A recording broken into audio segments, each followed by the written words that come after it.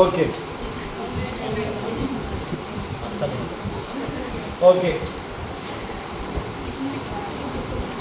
बेटा yesterday what you have written and come on time next time. कल कौन से बैक्टीरिया लिखे बच्चे? नाइट्रीफाइन लिखा है ना कॉपी पे? आज लिखो डी नाइट्रीफाइन बैक्टीरिया। कॉपी निकालो। नाइट्रिफिकेशन में नाइट्रोजनस वेस्ट को नाइट्रेट्स में चेंज किया जाता है। नाइट्रोजन फिक्सिंग में नाइट्रोजन को नाइट्रेट्स में चेंज किया जाएगा। अब लिखो denitrifying bacteria. Denitrifying bacteria, denitrifying bacteria soil nitrates को तोड़ के और क्या रिलीज करना है? नाइट्रोजन। तो लिखो soil nitrates to atmospheric nitrogen. Soil nitrates to atmospheric nitrogen. Soil nitrates to atmospheric nitrogen. Soil nitrates to atmospheric nitrogen.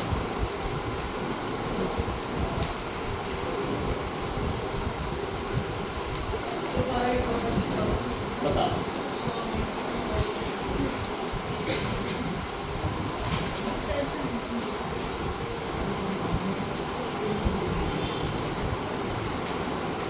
ये बताया मैंने। एटमॉस्फेरिक नाइट्रोजन को नाइट्रेट्स में कौन चेंज करता है? नाइट्रोजन फिक्सिंग बैक्टीरिया बच्चे। And nitrogen fixing bacteria is who? It's rhizobium. ये प्लांट नोड्यूल्स में होंगे और सॉइल में कौन होगा? Azotobacter and clostridium. ठीक है, क्लियर है बच्चे? Is it clear? अब nitrogenous waste, nitrogenous waste, nitrogenous waste इससे किसमें चेंज करना है? नाइट्रेट्स में। किसमें चेंज करना है? नाइट्रेट्स में। इस बैक्टीरिया का क्या नाम है? नाइट्रीफाइन बैक्टीरिया। क्या नाम है बच्चे? नाइट्रीफाइन बैक्टीरिया। इसमें दो थे, एक था नाइट्रोसोमोनास और एक था नाइट्रोबैक्टर। ठीक है बच्चे, क्लियर है? अब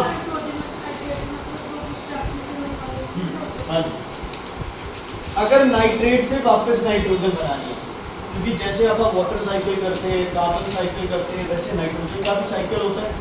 तो जो फालतू के नाइट्रेट सॉइल में पड़े हैं जिनका कोई यूज नहीं है, देखो बच्चे हमेशा है ना, ये होता है, ये लॉ ऑफ नेचर है। जब एक चीज ज्यादा हो जाए तो दूसरी चीजों को इससे तकलीफ होने लगता है।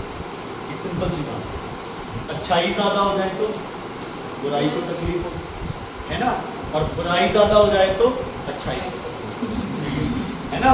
ठीक है, ऐसे ही अगर सॉइल में नाइट्रोजन ज्यादा है तो फॉस्फोरस हो गया, जिंक हो गया, मैग्नीशियम हो गया, कैल्शियम हो गया, वो रूट के बैठ जाता है ना। शादी में किसी और रिश्तेदार को ज्यादा इंपॉर्टेंस दो, किसी को कम इंपॉर्टेंस दो, तो रूट के बैठ जाता है ना। ना तुम उन्हीं को ही खिला। तो जो दूसरे न्यूट्रिएंट्स है वो कहते हैं प्लांट को, ना तू नाइट्रोजन ही रख, तू नाइट्रेट ही ले, हम नहीं आ रहे तेरे पास। तो ये अवॉइड करने के लिए जो फालतू के नाइट्रेट सॉइल में है उनको किसमें होना जरूरी है? चेंज होना नाइट्रोजन में। और ये कौन सा बैक्टीरिया करता है? Denitrifying bacteria. कौन सा करता है? Denitrifying bacteria. इसका नाम है बच्चे सूडोमोनास। तीन ही बोलना है, सूडोमोनास, सूडोमोनास। ठीक है, ये चार्ट समझ आया तुम्हें? ये चार्ट समझ आया तुम्हें? नाइट्रोजन को नाइट्रेट्स में नाइट्रोजन फिक्सिंग बैक्टीरिया, प्लांट के थ्रू राइजोबियम, सॉइल के थ्रू अज़ोटोबैक्टर, और नाइट्रेट को वापस इसमें डी नाइट्रीफाइन बैक्टीरिया। कौन सा बैक्टीरिया है? सूडोमोनास। एग्जांपल लिख लेना, ये मैंने लिखवाया नहीं है, इसका एग्जांपल लिख लो ना, डी नाइट्रीफाइन। और nitrogenous waste, waste cow dung, animal matter, उससे नाइट्रेट कौन बनाएगा? नाइट्रीफाइन बैक्टीरिया, जिसका नाम है नाइट्रोसोमोनास और नाइट्रोबैक्टीरिया। इसका नाइट्रीफाइन का ये ना सूडोमोनास, सूडोमोनास, सूडो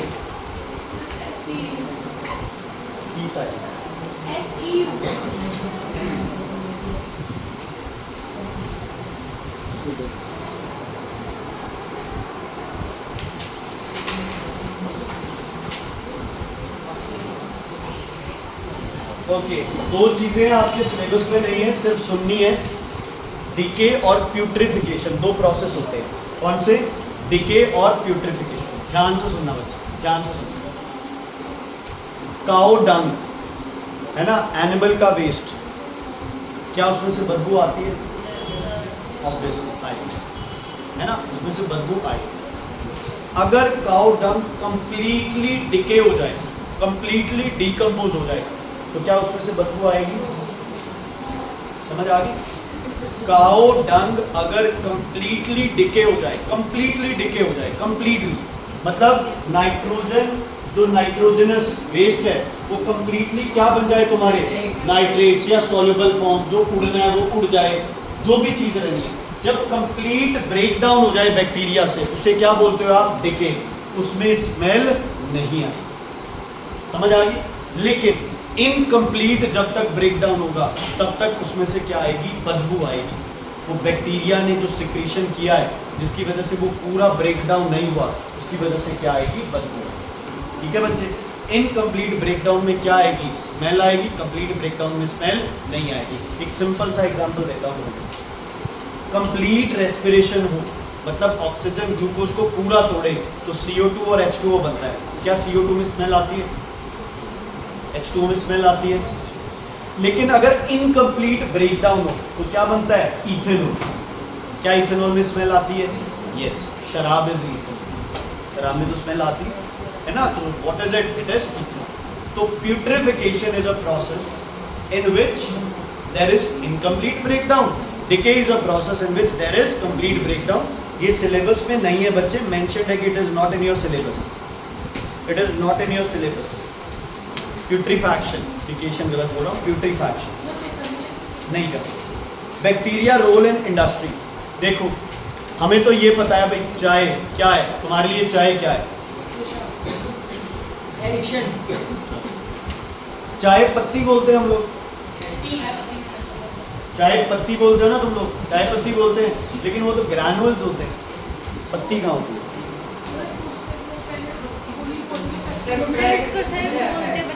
ड्राई करके उसे पीसा जाता है। ठीक है, चाय पत्ती इसलिए बोलते हैं, वो चाय का जो पौधा है उसकी पत्तियों से बना हुआ है वो। और आज भी अगर आप बढ़िया चाय कोई बाय करोगे, कॉस्टली चाय बाय करोगे, है ना, जैसे एक नॉर्मली अपनी रेंज में जैसे ताजमहल है, उसमें आपको कहीं कहीं पत्तियाँ भी मिलेंगी, जो भी है वो तो अलग चीज़ है ना, वो तो फ्रूट बॉन्ड और ये जो भी बना रहे बाग बकरी चाय बना रहे, ये जो भी है बच्चे, हल्की सी पत्तियाँ मिल गई। आप कभी भी जाओ, साउथ इंडिया में जाओ, ईस्टर्न स्टेट्स में जाओ, है ना, आप वहाँ पे जहाँ पे टी गार्डन, आप वहाँ जाना, वो लोग जैसे हम चाय का जहर बना के पीते हैं वो कभी नहीं पीते, है ना, जिसे हम ग्रीन टी बोलते हैं, है ना, ब्लैक टी बोलते हैं, हम यहाँ पे उसे मानते हैं ये खास स्टैंडर्ड है ना, ग्रीन टी पी रहे हैं, तो ऑटोमेटिक है ना वो मन में ये हो जाता है ग्रीन टी पी रहा है मतलब यार बहुत हुआ। लेकिन वहाँ हर कोई सिर्फ क्या पीता है? Green tea. उनके पास बच्चे एक स्पेशल कंटेनर्स है ना, उन कंटेनर्स में वो पानी भरते हैं, कंटेनर्स में क्या भरते हैं? पानी भरते हैं। उस कंटेनर में बीच में एक जगह होती है जिसमें चाय के पत्ते डाल देते हैं, सूखे हुए चाय के पत्ते डाल दिए, कंटेनर को दोनों तरफ से किससे भर दिया? पानी से भर दिया। अब वो चाय के पत्ते पानी के अंदर डिप है, पानी के अंदर नहीं आएंगे पत्ते, वो डिप है, तो वो चाय की पत्तियाँ अपना जो रस होता है अंदर ट्रैप है, थोड़े थोड़ा वो अपना रस क्या करती रहेगी? पानी को देती रहेगी, वो लोग उसे पीते हैं। पत्तियाँ डालते हैं, ठीक है, पत्तियाँ डाली, ऊपर से पानी डाल दिया, पानी से बच्चे वो साथ ही साथ अपना फ्लेवर पानी को देती रहेगी और वो पानी पीते हैं। समझ आ गई? हमारी तरह नहीं जलाओ उसे, बैक्टीरिया को मार देते हैं हम लोग। 35 डिग्री तक ही है, तुम फोर्स करते हो बैक्टीरिया को कि अपने स्पोर्स बनाए, फिर उसको गर्मा गर्म पी जाते हैं हम लोग, है ना। पहले बैक्टीरिया जला रहे हैं, मुंह जला रहे हैं, ईसोफेगस, स्टमक, जहर पी रहे हैं हम लोग, चाय नहीं पी रहे। अगर नॉर्मली अगर नॉर्मल चाय सिर्फ पानी में भिगो के चाय के पत्तियों को और वो पानी पिया जाए, वो बेस्ट न्यूट्रिटिव वैल्यू है उसकी डाइजेस्टिव सिस्टम की। हाँ जी बच्चे, उनमें है ना केमिकल होते हैं जैसे कैफीन, निकोटीन, ठीक है बच्चे। तो चाय को दूध डाल के, चीनी डाल के, वो सब करके हम चाय नहीं पी रहे, हम अलग ड्रिंक बना रहे हैं जिसका नाम टी है। ठीक है, तो आप वहां जाओगे, वहां के सब लोगों के घर में चाय के पौधे हैं, कॉफी के पौधे हैं, वो लोग जैसे हम पीते हैं वैसे नहीं पीते चाय, तो सिर्फ पानी में चाय को डाल के रखते हैं। हाँ, हल्का सा गर्म कर लेंगे पानी, बहुत ज़्यादा नहीं, उबालते नहीं, हल्का सा गर्म करेंगे और वो चाय के पूरे दिन वो उस बॉटल में पानी डाल के पीते रहेंगे। नहीं, शाम को वो उन पत्तों को क्या करेंगे, बाहर फेंक देंगे। ठीक है, तो बच्चे चाय के अंदर बैक्टीरिया का बहुत बड़ा रोल है। चाय को अलग अलग फ्लेवर देने के लिए, जैसे ग्रीन टी है, रोज टी है, लेमन टी है ना, आइस टी है ना, ये सब क्या है बच्चे, ये आइस टी को क्या दिया जाता है, फ्लेवर। ध्यान से सुनना। Bacteria have a very extensive use in industries. You have already read about their role in producing certain types of medicines on large scale. Here there are two more uses. One is different flavors of tea are produced by certain bacteria. This is termed as tea curing. है ना, special kind of bacteria है हर flavour के लिए, वो bacteria डाले जाएंगे, वैसा flavour आएगा, इसको बोलते हैं टी क्यूरिंग। क्या बोलते हैं, टी क्यूरिंग। उसके बाद सेकेंड है लेदर टैनिंग। क्या होता है लेदर टैनिंग? लेदर किससे बनता है, चमड़ी से, है ना, स्पेशली किससे, बफलो, है ना, चमड़े से बनता है लेदर। अब लेदर, अगर आपने कभी लेदर के बारे में तुम्हें पता हो, तो लेदर में बच्चे क्या होता है, लेदर बड़ा मतलब सॉफ्ट भी है लेकिन आप स्टिफ है ना, मतलब क्या है कि ऐसे जल्दी से उतरता नहीं है लेदर से। लेदर पे जितने मर्जी निशान पड़ते रहे, लेदर की निशानी वो है कि उस पर निशान पड़ जाते हैं। लेदर के जूते आपने 2-3 बार डाले तो जहाँ से पैर मुड़ता है वहाँ पे निशान पड़ जाते हैं, लेकिन लेदर कटेगा नहीं वहाँ से, है ना। किसी ने आपको बोल दिया कि इसमें लेदर है, आपने वो जूते पहन लिए, आपने 10-20 बार जूते पहने और ऊपर से जहाँ से वो मुड़ रहा है पैर, वहाँ से उतरने लग गया ऊपर का, वो रेक्सन है, लेदर नहीं है, इम्प्योरिटी है। अब हमारी चमड़ी तो सॉफ्ट होती है, जानवरों की चमड़ी भी सॉफ्ट होगी, जानवरों की चमड़ी भी क्या होगी, सॉफ्ट होगी, रबर की होगी, जानवरों की चमड़ी भी क्या होगी, सॉफ्ट होगी बच्चे। अब जानवरों की जो चमड़ी का सॉफ्ट पार्ट है उसको किससे ट्रीट किया जाता है, बैक्टीरिया से। बैक्टीरिया जानवर की चमड़ी का सॉफ्ट पार्ट क्या करेंगे, खत्म कर देंगे। इसीलिए लेदर से क्या आती है, बहुत ज़्यादा इसमें बदबू आती है, तो वो बाहर वाले, हाँ जी, रियल लेदर की बात है, ठीक है। तो बाहर वाली जो सॉफ्ट स्किन है उसको क्या करेंगे, बैक्टीरिया खत्म कर देंगे, तो बचेगी वो हमारे पास क्या बचेगी, हार्ड लेदर, है ना, प्रॉपर लेदर बचेगी जिसमें स्ट्रेंथ होती है, स्टिफनेस नहीं, सॉरी, स्ट्रेंथ ज़्यादा होती है। ठीक है, ध्यान से पढ़ना इसको। लेदर टैनिंग बोलते हैं इसे। Is primarily brought about by sunlight, but certain bacteria break down the soft perishable parts of the skin.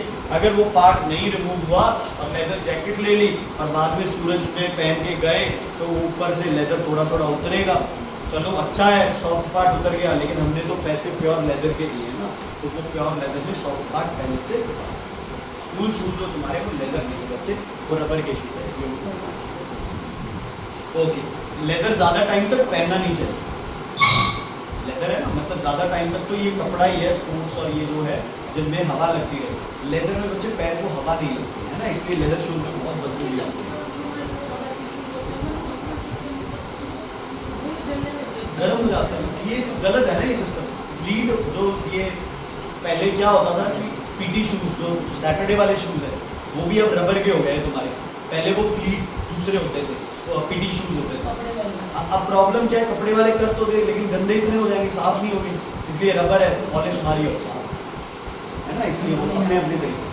Okay, spoilage of food by bacteria, very very important topic. इनमें से 2 डेफिनेशंस पक्का आएगी paper में, book से करनी है सारी definitions, properly सुन लो एक एक चीज, मिस्टी ध्यान देना बच्चे। सबसे पहले बात आती है, क्या फूड बैक्टीरिया स्पॉइल करता है, यस या नो? यस सर, ये सबको पता है ना। कोई भी आपके पास फूड प्रोडक्ट है उसे बैक्टीरिया स्पॉइल करेगा ही करेगा, लेकिन आपके पास ऐसे फूड प्रोडक्ट्स भी है जो 6 महीने साल तक चलते भी रहते हैं, जैसे कि पिकल्स, जैम, हनी, 5-6 महीने तो चलती है। 5-6 महीने तो चलते हैं, पिकल हो गए ना सारे, तो कितनी सारी चीजें जो आगे भी चलती हैं। फिर पैक्ड गुड्स है ना, लेज है आपके पास, मैगी है आपके पास, जो भी कुरकुरे है ये सब क्या है बच्चे, ये पैक्ड है, लेकिन ये काफी लंबे टाइम तक चलते हैं। हाँ, खोलने के बाद क्या हो जाती है, इनमें प्रॉब्लम आती है। पैकिंग आती है हाँ, एक्सपायरी तो पता नहीं वो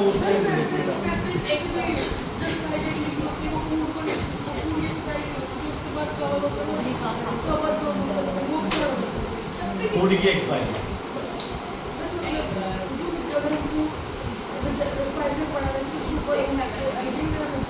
जो भी हो, आपको अगर एक्सपायरी डेट दी हुई है, यार सबसे इम्पोर्टेंट जिंदगी कल भी बताया, आप 10 रुपए के लेस के पैकेट दोबारा लेने की बजाय आप एक्सपायर्ड खाओगे और आप बोलोगे नहीं सिर्फ बाहर वाला एक्सपायर, अंदर वाला नहीं। बाहर वाला एक्सपायर हो गया तो अंदर वाला तो ऑटोमेटिकली एक्सपायर हो गया।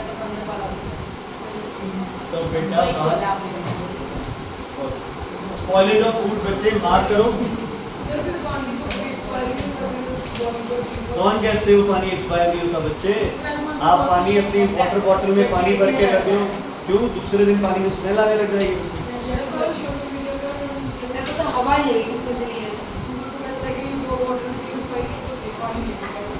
बच्चे पैक्ड वाटर होगा ना, वो एक्सपायर होगा। हाँ, चलता पानी है उसमें कोई दिक्कत नहीं, वो मूवमेंट होती रहेगी ना उसमें oxygen, carbon dioxide, bacterial growth रहेगी। बताता हूँ आगे, पढ़ाने तो दो। हाँ जी बच्चे, पैक्ड रखोगे, हवा नहीं लगेगी तो नहीं कुछ। ध्यान से सुनना। Many bacteria spoil cooked food, milk, fruits and vegetables by the process of decay, fermentation, है ना, decay करते हैं bacteria, particularly during summers। summers क्यों? टेम्परेचर अप्रोप्रिएट नहीं, टेम्परेचर अप्रोप्रिएट है, 25 से 35 डिग्री बेस्ट टेम्परेचर है। सर्दियों में टेम्परेचर 20 से कम रहता है, इसलिए स्लो। ओके, उसके बाद क्या है, दिस स्पॉइलेज में sometimes be to an extent causing food poisoning. Very important, mark करो। Botulism is a very serious food poisoning due to special bacterium sometimes found in tinned and sealed foods। जो packed foods हैं, जो tinned foods हैं, बच्चे देखो हमारे यहाँ पे इतना कुछ नहीं है, हम सब्जियाँ खुद बनाते हैं, है ना, लेकिन यही आप अगर कहीं और चले जाओ जहाँ हमारी जो सब्जियाँ साग वगैरह अवेलेबल नहीं है, आजकल तो यहाँ भी आने लगे हैं, तो वो पैक्ड आता है पूरा, है ना। तुम्हारे पास एक 10 का कंटेनर होगा, जैसे कैन्स आते हैं ना, वैसे आएगा, आपको घर लाना है, उसे गर्म करना है और खाओ, है ना। रेडीमेड बनी हुई सब्जियां एक कॉमन। तो बच्चे जो टिन्ड फूड्स होते हैं, है ना, जो पैक्ड फूड्स होते हैं, उनमें अगर बैक्टीरियम अपना डिकेइंग स्टार्ट कर दे तो एक सीरियस फूड पॉइजनिंग हो सकती है, जिसको क्या बोलते हैं, बॉटुलिज्म। क्या बोलते हैं? बॉटुलिज्म। डेथ तक हो सकती है उससे। एक्सपायरी डेट, हर कंपनी अपने प्रोडक्ट के लिए रिस्पॉन्सिबल है।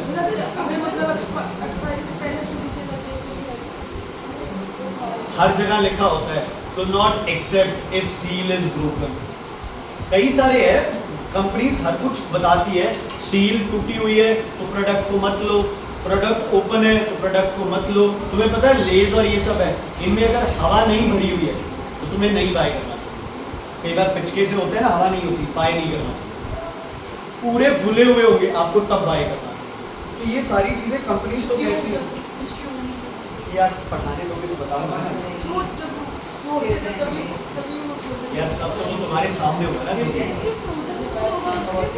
उसमें भी अगर टेम्परेचर। हाँ जी बच्चे, नाइट्रोजन ऑक्सीजन नहीं है ताकि डिकेइंग। ओके लिसन बच्चे, next. So what we have to do is we have to preserve the food or make it free from disease causing bacteria। सबसे पहला तरीका है बैक्टीरिया को मारने का या ग्रोथ ना करने का, बॉइलिंग और heating at high temperatures which is called sterilization। Boiling water kills all bacteria except their spores। High temperatures at increased pressure can even kill the spores।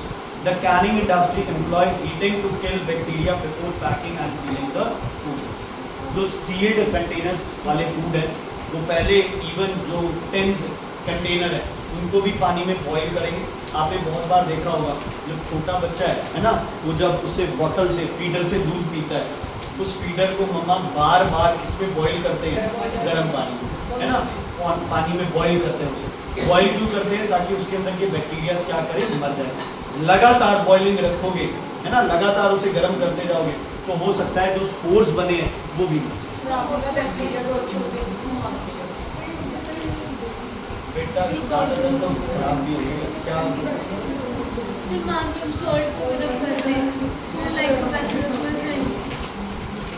Okay, उसके बाद है नेक्स्ट सिस्टम है बच्चे आपके पास सॉल्टिंग। ये process use करते हैं pickles में। शर्म आनी चाहिए बच्चों को। बैक्टीरिया के स्पोर्स नहीं बनाए थे? यस बैक्टीरिया स्पोर बना लेता है to escape unfavourable condition. Okay, second method है बच्चे सॉल्टिंग। कुछ ऐसे फूड है जिन पे बहुत ज़्यादा क्वांटिटी में क्या यूज़ किया जाता है, सॉल्ट, जैसे तुम्हारे पिकल्स, अचार। हाँ जी हाँ जी, बस ऐसे ही करनी है। बॉइलिंग तो सिंपल है ना, boiling water at a temperature of 110। आगे है सॉल्टिंग। सॉल्टिंग में क्या करोगे आप? एक्सेस में क्या डाल दोगे कंटेनर पे या फूड पे? सॉल्ट। जैसे पिकल, फिश, मीट, इनको स्टोर करने के लिए इनमें बहुत ज़्यादा क्वांटिटी में क्या डाला जाता है? नमक। नमक में रहेंगे तो बैक्टीरियाज बाहर ग्रो नहीं करेंगे, बैक्टीरियाज क्या करेंगे? मर। टेस्ट में ज़्यादा फर्क पड़ेगा नहीं। पिकल्स तो हम वैसे ही खाते हैं, और फिश जो है उसको आप क्या कर सकते हो? साफ कर सकते हो, और वैसे भी उसमें नमक तो आपको डालते हैं। नहीं हो सकता। सॉल्टिंग इज अ क्या? नमक पानी कहते हैं। चल, तुम दिमाग खराब है कुछ, वो सॉरी मतलब D-liquescent और वो पड़ा था तो भाई नहीं, एब्जॉर्ब करता है वो। जब सैलेड पे नमक डालते हो तो सैलेड के अंदर का पानी बाहर आ जाता है, नमक पानी नहीं छोड़ता है। सैलेड के बाहर कंसंट्रेशन ज़्यादा है तो पानी बाहर अंदर से बाहर आ जाता है। अगर सैलेड के अंदर कंसंट्रेशन ज़्यादा होती तो पानी अंदर चला जाता। नमक पानी नहीं छोड़ता है, नमक डालने से जो सामान जिस पे आप नमक डाल रहे हो वो पानी बाहर निकल जाएगा। Okay, salting is a common process of preserving foods like fish, pickles, चीज, है ना, जो अमूल चीज वगैरह लेके आते हैं वो भी हल्की सी नमकीन होती है, नमक डाला जाता है थोड़ा उसमें। By mixing these foods with salt, their biodegradation is prevented. Treatment with salt for preservation is called curing. Mark कर लो, treatment with salt for preservation purpose is called curing or salting. Curing or salting. जब आप salt डाल के किसी चीज को preserve करते हो तो विभू जी उसको क्या बोलते हैं? क्यूरिंग और सॉल्टिंग। क्यूरिंग और सॉल्टिंग। तो हम यहाँ बैक्टीरिया को अवॉइड कराए जा रहे हैं। ठीक है बच्चे? Okay, next dehydration. डिहाइड्रेशन मतलब सुखाना, है ना, सुखाना। जैसे आप घर पे कितनी सारी चीजें जो मम्मा सुखाते हैं, कनक को स्टोर करते हो घर में, सुखा के स्टोर, है ना, गीली कनक को कभी स्टोर नहीं करते, धूप लगा।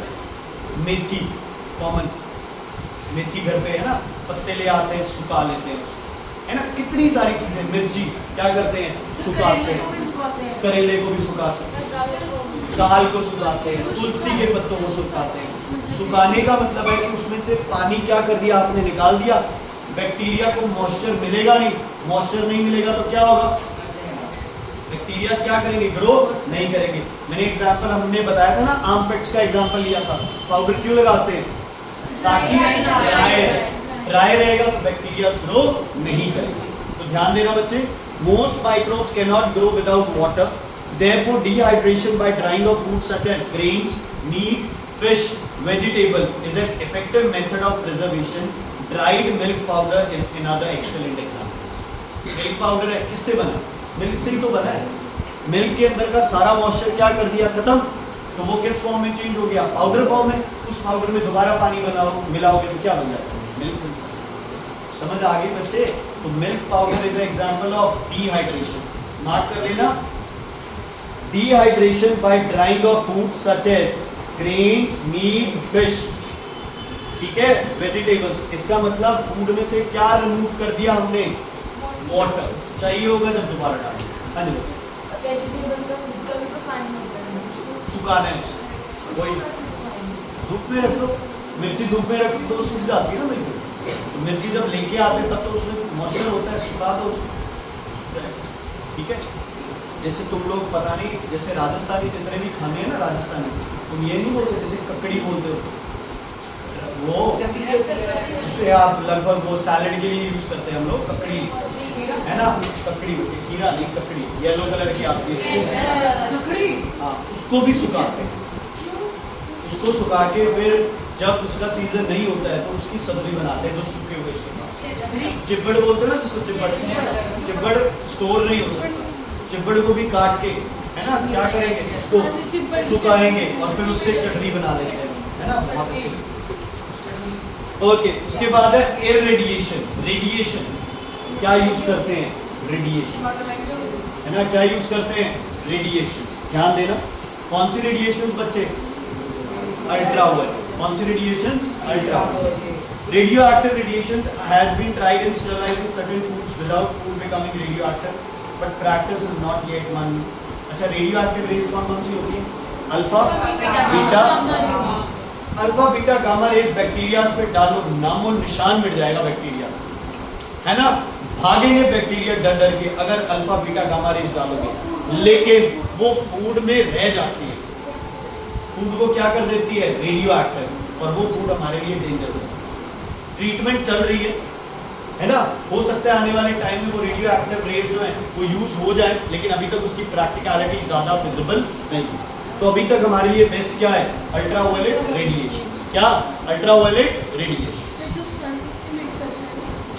नहीं, हम बना लेते हैं, सन वाली तो नहीं यूज करते, हम बना लेते हैं। इवन सूरज वाली भी यही है कंसेप्ट, सूरज में ज़्यादा धूप में रखते हैं किसी चीज़ को तो ये यूवी रेडिएशन भी कुछ ना कुछ उस पर इफेक्ट डालते हैं। देखो बच्चे, सूरज एक बहुत अच्छी चीज़ है जो हमारे पास है, हमें एनर्जी वहाँ से मिलती है, हम डिहाइड्रेशन वहाँ से करा सकते हो, है ना, हीटिंग करा सकते हो, और आप ये इरेडिएशन करा सकते हो, तो सूरज के बहुत ultraviolet rays is found useful not only in sterilising. अब देखो बच्चे, फूड से ज़्यादा है ना एरिया स्टरलाइज कर सकते। अब मान लो यहाँ बहुत ज़्यादा मॉस्किटोज हैं, बैक्टीरिया, फंजाइज, है ना, जैसे कोविड के टाइम होता था, है ना, तो कोविड के टाइम स्टरलाइज किया जाता था पूरा घर, पूरा वार्ड एरिया, तो उसमें यही है, अगर आप अल्ट्रावायलेट रेडिएशन यूज़ कर रहे हो इस रूम में, सबको बाहर निकालो, हर कोने में क्या मारो, अल्ट्रावायलेट रेडिएशन, जहाँ भी बैक्टीरिया, फंगस, मॉस्किटो जो भी होंगे वो सब क्या करेंगे, मर जाएंगे। उसके बाद आप इस कमरे को क्या बहुत ज़्यादा कैंसर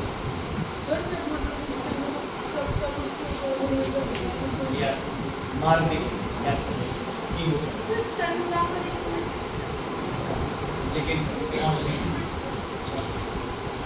अगला बच्चे pasteurisation, very very important. Pasteurisation very very important. Pasteurisation मत बोलना है, पेस्चराइजेशन। ये स्पेशली किसके लिए है बच्चे, मिल्क के लिए। ये किसके लिए है, मिल्क के लिए। मिल्क को पहले गर्म किया जाता है 60 डिग्री तक, फिर एकदम से क्या कर दिया जाता है, ठंडा। ठीक है, तो एकदम से गर्म किया, ठंडा किया, कॉमन लैंग्वेज में बोलते हैं ना, सर्द गर्म, गर्म सर्द हो, तो वैसा सा सिस्टम होता है। बैक्टीरियाज को पहले गर्म किया आपने, फिर एकदम से दूध को क्या कर दिया, ठंडा कर दिया, तो बच्चे उससे बैक्टीरियाज क्या करते हैं, मर।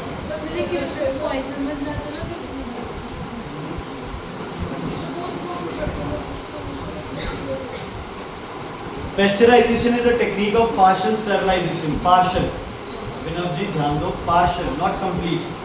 To milk, the milk is heated up to a temperature of about 60 degrees for a period of 30 minutes and then chilled quickly. Pasteurization kills the majority of bacteria that are present, including disease-causing ones. Remember, pasteurization does not completely sterilize milk. Souring bacteria may still be present, but by keeping the milk sufficiently cool, they do not multiply.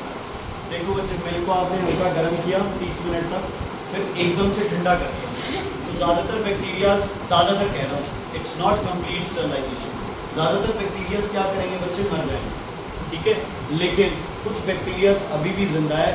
अगर उस milk को आपने गर्मी में रख दिया, दूध फट सकता है। तो दूध, अगर आपको ये लगे कि दूध खराब नहीं होना चाहिए, तो मैक्सिमम उसे क्या रखो, ठंडा। जितना दूध ठंडा रहेगा उतना दूध फटेगा नहीं, दूध खराब नहीं होगा, बैक्टीरियल टिके नहीं होगा। तो बॉइलिंग इज 100-110 डिग्री पे हीटिंग, और pressurisation is heating milk up to, या किसी भी चीज़ को हीट करना है कितनी डिग्री तक, 60 तक, और फिर उसको क्या करना है आपको एकदम से ठंडा। बहुत बार लिखा होता है प्रेशराइज्ड मिल्क। प्रेशराइज्ड मिल्क का मतलब क्या है, इसको गर्म करके क्या किया गया है 30 तक ठंडा, लेकिन वो खराब हो सकता है, अगर गर्मी में रखा तो वो खराब हो सकता है। ठीक है,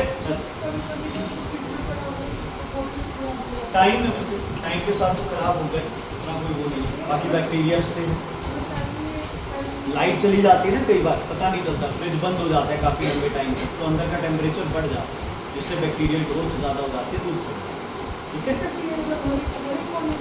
हर जगह है बैक्टीरिया, यहाँ बैक्टीरिया, यहाँ बैक्टीरिया, यहाँ बैक्टीरिया, ये बैक्टीरिया, उधर बैक्टीरिया, हर जगह बैक्टीरिया,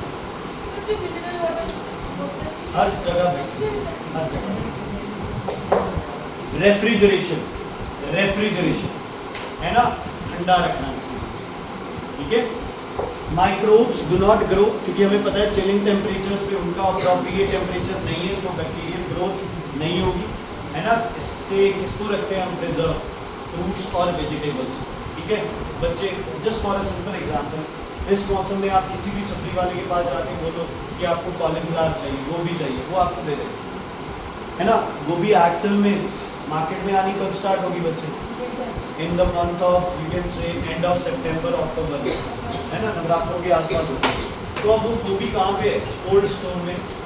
आलू साल में एक बार होते हैं, लेकिन खाते पूरे साल हैं हम लोग, किसी भी टाइम जाके आलू मांग लो तैयार है आपको, तो वो किस में रखे जाते हैं, कोल्ड स्टोर में, फ्रीजिंग टेम्परेचर्स में रखे जाते हैं, ताकि बैक्टीरिया उन पे ग्रो ना करें। लेकिन उनका भी पीरियड होता है ना, बैक्टीरिया धीरे धीरे धीरे धीरे, ऐसे नहीं है कि आप 10-20 साल तक आलू को स्टोर रख सकते हैं, उसका टाइम पीरियड है 6 महीने 8 महीने, उसके बाद वो भी खराब होगा।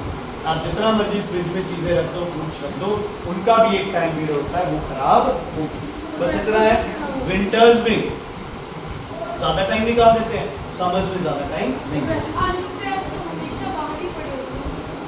बैक्टीरियल ग्रोथ नहीं होती।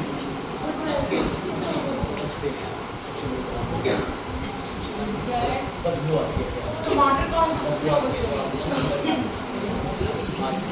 उसकी फिल्म है वो हार्ड फिल्म है, इसकी आलू बाहर जर्मिनेट कर रही है, जल्दी यूज ओके नहीं सूखे होते। हाँ एक और चीज़ बच्चे, ड्राई फ्रूट्स बिल्कुल डिहाइड्रेशन होती है। You 3 want your names to be spoken here बच्चे। गांधी जी के 3 बंदर है हमारे पास, जो बुरा देखते हैं, बुरा सुनते हैं और बुरा बोलते हैं। बोलू ना? Yes sir. बोलो। Yes sir. हाँ जी, अभिनव अग्रवाल, बोलू तुम्हारे नाम यहाँ? सर रेफ्रिजरेशन, रेफ्रिजरेशन, ठीक है क्या? ड्राई फ्रूट्स वाला बच्चे, dry fruits, dry fruits, dry, तो क्या किया गया उनका, डिहाइड्रेशन, वाटर निकाल दिया गया। अच्छा, इस ह्यूमिड सीजन में आपको अखरोट, वॉलनट्स ज़्यादा नहीं मिलेंगे, क्योंकि वॉलनट्स जो दुकानदार रखते हैं उन्हें पता है ह्यूमिडिटी से वॉलनट क्या हो जाएंगे, खराब हो जाएंगे। सर्दियों में ज़्यादा मिलेंगे, क्योंकि सर्दियों में ह्यूमिडिटी लेवल्स उतने नहीं रहते जो इस टाइम है। ठीक है बच्चे, वो तो उनका है ना, वो खाना बहुत स्ट्रॉन्ग है, तो गर्मियों में आपकी बॉडी हीट वैसे ही ज़्यादा है, इसलिए आप गर्मियों में ड्राई फ्रूट्स नहीं खाते। हम सर्दियों में खाते हैं क्योंकि तब हमारी बॉडी को क्या चाहिए होती है, हीट चाहिए।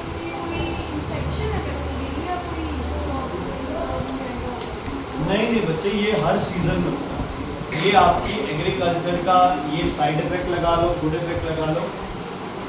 प्रोडक्ट जो आपको मिलते हैं, कभी किसी की प्रोडक्शन ज़्यादा हो जाती है, कभी किसी की प्रोडक्शन कम हो जाती है। तो अगर प्रोडक्शन कम है तो उसका भाव क्या हो जाएगा, ज़्यादा हो जाएगा। अगर प्रोडक्शन ज़्यादा होगी, ये थोड़े दिनों बाद यही टमाटर आपको 10-20 रुपये में मिलेंगे। फ्लड हो सकता है, सूखा पड़ सकता है, कोई बीमारी आ सकती है, जैसे कॉटन है ना, कॉटन अभी हमें महसूस नहीं हो रहा है, कॉटन के प्राइसेस बहुत ऊपर जा रहे हैं, क्योंकि कॉटन क्रॉप लगभग पूरे इंडिया में क्या होती जा रही है, दिन दिन खराब होती जा रही है। शुगर केन जब खराब होता है तो चीनी के प्राइसेस बहुत ज़्यादा चलता है, ये तो क्रॉप पे। Refrigeration, domestic refrigerator cools 0 to 5 degree for a short time. Deep freezing cools at -20 degrees to -30 degrees for long term storage. तो जो भी आपकी सब्जी और फ्रूट्स ऑफ सीजन में आते हैं वो कोल्ड स्टोर से आते हैं और -20 से लेकर -30 डिग्री सेल्सियस तक उनको क्या किया जाता है, ठंडा रखा जाता है ताकि बैक्टीरिया ग्रो. उसके बाद है स्ट्रॉन्ग कंसंट्रेशन. या तो नमक डाल रहे हो, बहुत ज़्यादा डाल दो. किसी चीज़ को मीठा रख रहे हो, बहुत ज़्यादा क्या कर दो, मीठा कर दो. तो सुनो ध्यान से सुनो. हमारे अंदर ब्लड की कंसंट्रेशन, हमारे साथ ऐसा होता नहीं, मैं सिर्फ एक एग्जांपल दूँ.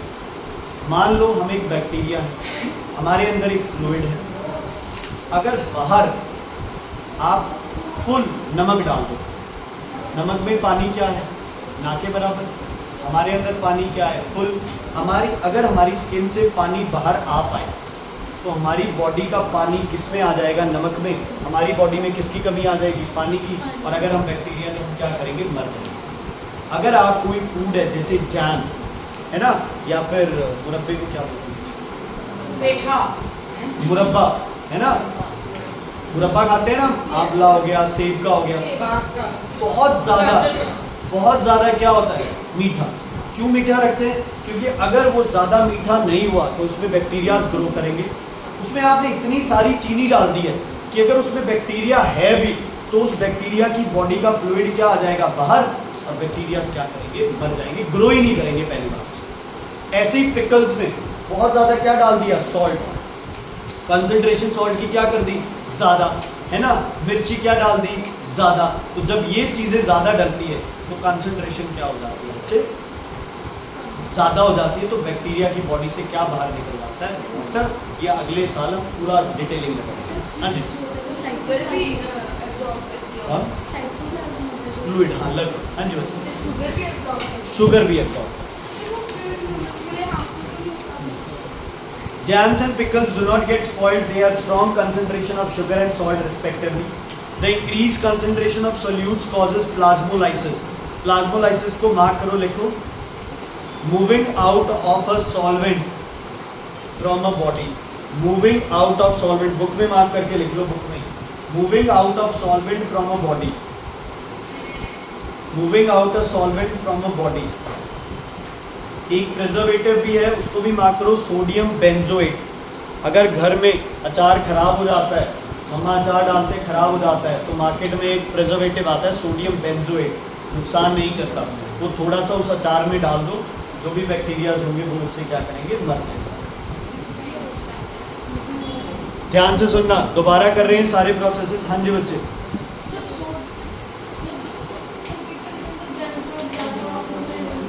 क्यों डाल रहा है, नुकसान है. Anything in excess is bad. क्या होता है, सोडियम बेंजोएट है, सोडियम बेंजोएट केमिकल है, प्रिजर्वेटिव. हाँ, खराब नहीं होता. अलग से आता है, सोडियम बेंजोएट का पैकेट आता है. क्या अचार खराब नहीं होता होगा, जिनके अचार खराब हो जाता है बेंजोएट डाल के यूज. ओके सुनो, सबसे पहले boiling, heating at boiling temperatures of 100 and 110 degree Celsius. Boiling जैसा ही सही कौन था, pasteurisation. Heating up to 60 and then sudden cooling, है ना, 30 मिनट्स तक. उसके बाद है सॉल्टिंग. बहुत ज्यादा क्या यूज करना, सॉल्ट. और सॉल्टिंग जैसा ही एक और था, कंसंट्रेशन, है ना, क्या था, कॉन्सेंट्रेशन. तो सॉल्ट या शुगर की कॉन्सेंट्रेशन क्या करो, बढ़ा दो. फिर आपके पास है डिहाइड्रेशन, ड्राई, क्या बाहर निकाल दो, वाटर. उसके बाद है इरेडिएशन, रेज यूज करो एंजल, कौन सी, अल्ट्रावायलेट रेडिएशन. फिर है रेफ्रिजरेशन, बहुत ज्यादा क्या करना, ठंडा. ठीक है, चलो नेक्स्ट है बैक्टीरियल डिजीज इन प्लांट्स. कुछ बैक्टीरियल डिजीज है बच्चे प्लांट्स के अंदर, एक दो के नाम कर लो. बैक्टीरियल लाइट या ब्लैक रॉट. लाइट होती है बच्चे, लीफ है ना, जो पत्ते होते हैं प्लांट्स के, उन पे है ना स्पॉट्स बन जाते हैं, येलो या ब्लैक स्पॉट्स बन जाते हैं. वो बैक्टीरियल डिजीज है. क्या है वो, बैक्टीरियल डिजीज. नहीं, जो बनाना फ्रूट के ब्लैक स्पॉट्स है ना बच्चे, वो है तो डिके, लेकिन वो उसका छिलका डिके हो, मतलब वो डिके है, बैक्टीरिया का एक्शन है, ज़्यादा पक गए। उसका छिलका वो खत्म हो। सर राइजोबियम जो है ना वो लीव्स में होता है ना। हाँ जी, ठीक है, ठीक है बच्चे। अगर पत्तों पे बहुत ज़्यादा बैक्टीरियल इन्फेक्शन है प्लांट के, तो बच्चे ब्लाइट बोलते हैं उसे। आजकल जितनी भी एग्रीकल्चरल वर्क चल रहे हैं, है ना, इस ह्यूमिड वेदर में सबसे ज़्यादा कौन सा इन्फेक्शन हो रहा है? बैक्टीरियल इन्फेक्शन हो रहा है।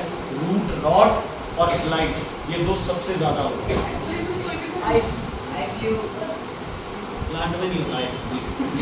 Animals, you have two common disease in bacterias बच्चे, anthrax, swelling on body and reduced milk. Cattle के अंदर होता है एंथ्रैक्स, और बोवाइन ट्यूबरक्लोसिस जिसमें लंग्स इफेक्ट होते हैं, और जो भी आपके पास पेट है या जानवर घर पे रखा है आपने, वो क्या करते हैं बच्चे? खांसी लेते हैं। जैसे हमें खांसी आती है ना, वैसे उनके लंग्स चोक होते हैं और वो बार बार क्या लेते हैं? खांसी लेते हैं जानवर। एंथ्रैक्स, बोवाइन ट्यूबरक्लोसिस, मैं कह रहा हूँ जानवर खांसी लेते हैं। ओए सीधे बैठो, सीधे बैठो। एंथ्रैक्स और बोवाइन ट्यूबरक्लोसिस। ह्यूमन के अंदर बच्चे, ह्यूमन के अंदर बीमारियां मार्क कर लो, वेरी इंपॉर्टेंट है। वूपिंग कफ, वूपिंग कफ।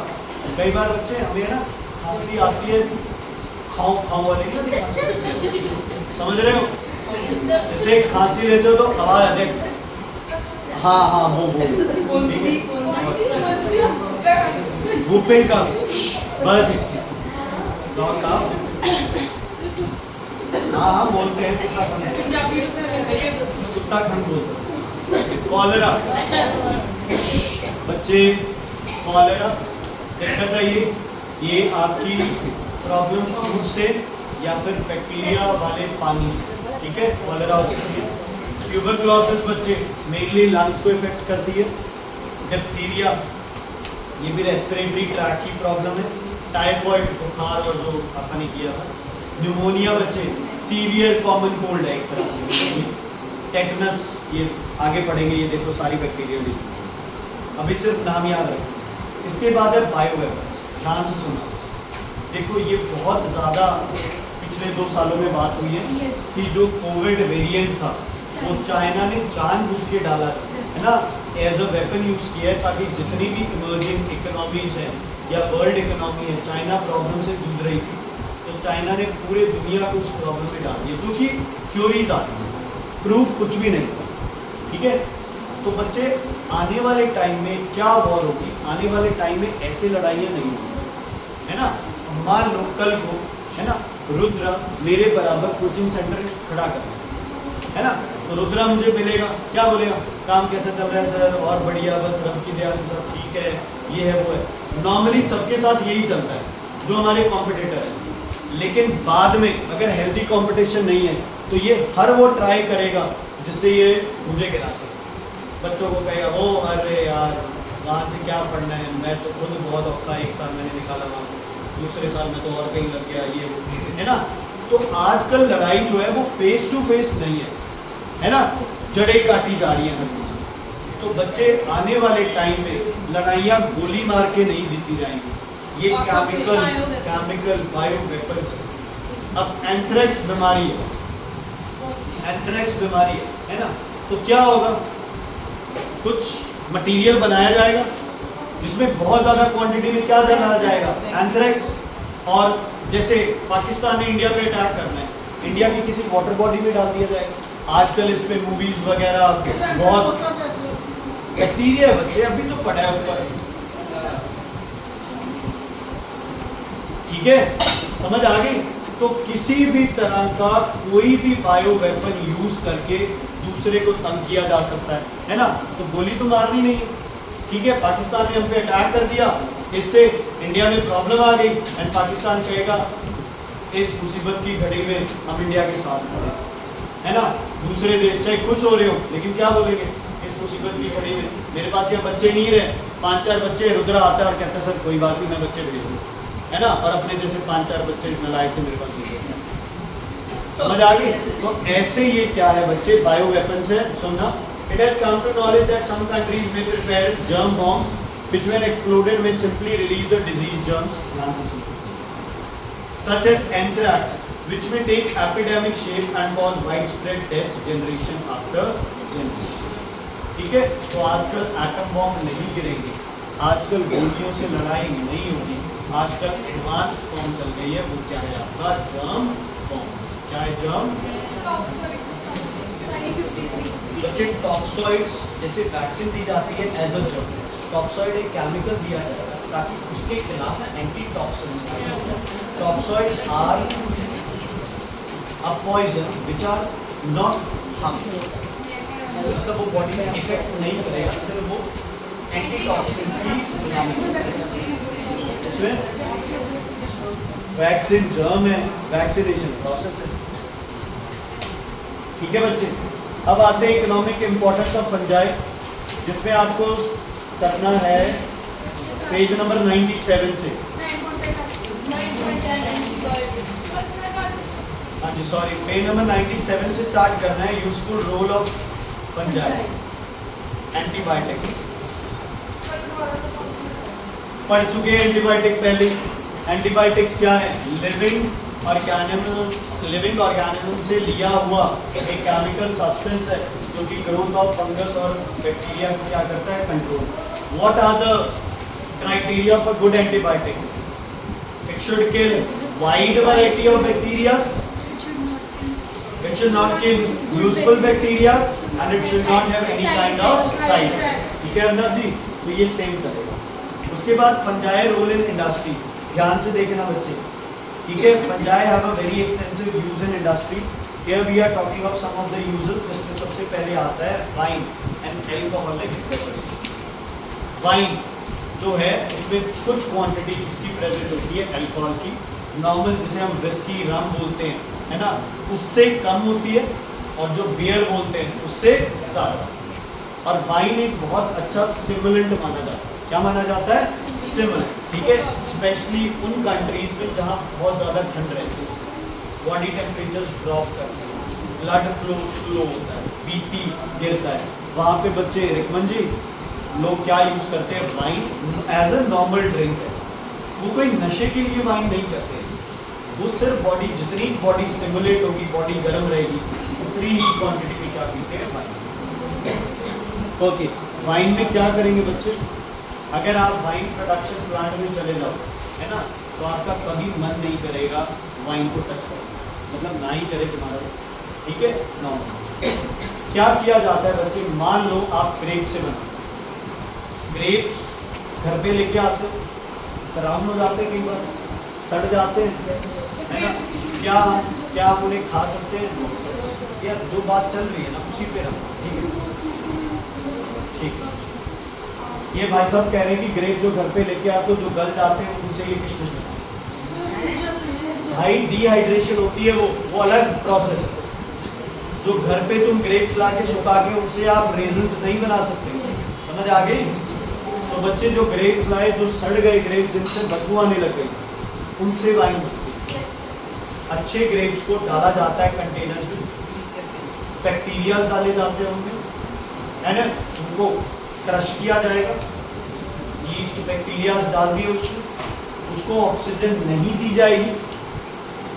इनकम्प्लीट क्या होगा? ब्रेकडाउन। इनकम्प्लीट ब्रेकडाउन होगा तो क्या आएगी उसमें से? बदबू आएगी। स्मेल बोलो, फ्रेग्रेंस बोलो, चाहे बदबू बोलो, वो तो पर्सन टू पर्सन डिपेंड करता है। समझ आ गई? Is it clear? तो इनकम्प्लीट ब्रेकडाउन से क्या बनेगा? इथेनॉल। क्या बनेगा? क्या बनेगा? इथेनॉल। तो ग्रेप्स का जूस प्लस इथेनॉल क्या बन गई? क्या बन गई? वाइन। ऐसे नहीं है कि घर पे ग्रेप्स को पीस लो, उसमें शराब मिला दो और वाइन बन जाएगी। उसको फर्मेंट होना पड़ेगा, उसको डिके करना पड़ेगा, स्पेशल बैक्टीरियाज लगेंगे, तब जाके उसमें टेस्ट किसका आएगा। जैसे तुम्हें पता है घर पे डोसा बनाते हैं, जब डोसे के लिए वो डो बनाते हैं, आटा वगैरह गूंथते हैं, वो डो बोलते हैं ना उसे। दो लिक्विड होता है टाइप का, उससे बनता है बैटर से। तो बच्चे जो बैटर है ना, जो बैटर है, ठीक है, वो डो होता है। उसको बना के तुम्हें पता है कम से कम 8-10 घंटे रखना पड़ता है। जैसे आटा तो आप उसी टाइम गूंथ के और साथ ही साथ रोटियां बना देते हैं, है ना, लेकिन जो डोसा वगैरह के लिए आप यूज़ करते हो, उसको आप रखते हो, उसमें क्या होने के लिए? फर्मेंटेशन। क्या होने के लिए? फर्मेंटेशन। तो वो हल्का सा क्या हो जाता है? फ्लफी हो जाता है, ऑक्सीजन आ जाती है उसमें। केक, पेस्ट्रीज, जो भी बेस बनाते हैं ना उसका, इवन पिज्ज़ा बच्चे, तो जो भी आपके पास डो लेते हो, बैटर लेते हो आप उसे आप कुछ टाइम के लिए बना के छोड़ देते हो, ताकि 8-10 घंटे उसमें प्रॉपर बैक्टीरियल डिके हो, कार्बन डाइऑक्साइड बने, फ्लफी बने और उसका टेस्ट आए अलग से। ज़्यादा उतना टेस्ट अच्छा है, ठीक है। Okay, wine and other alcohol. Alcohol pure आपका इथेनॉल है, ज़्यादा परसेंटेज है, 40% के आसपास है, वाइन में कम अल्कोहल है। Wine and other alcoholic beverages like beer are the products of, हाँ इवन भाई बियर भी तो है, जो ये जौ होते हैं आपके, इनको फर्मेंट किया जाता है। वाइन एंड बार्ले को जौ फर्मेंटेशन मार्क करो, वेरी इंपॉर्टेंट। हाँ जी बच्चे, कार्बन डाइऑक्साइड बनती है, हल्का सा वो होता है आपका gel type. Fermentation is a process in which microorganisms break down carbohydrates into simpler products, ethanol और lactic acid in the absence of oxygen. Mark कर लो, वेरी वेरी इंपॉर्टेंट, मार्क कर लो, very important. The source used for making wine is a grape, है ना, and the beer is barley. The microorganism employed is yeast, बस yeast ही याद रखना, इसका साइंटिफिक नेम नहीं करना।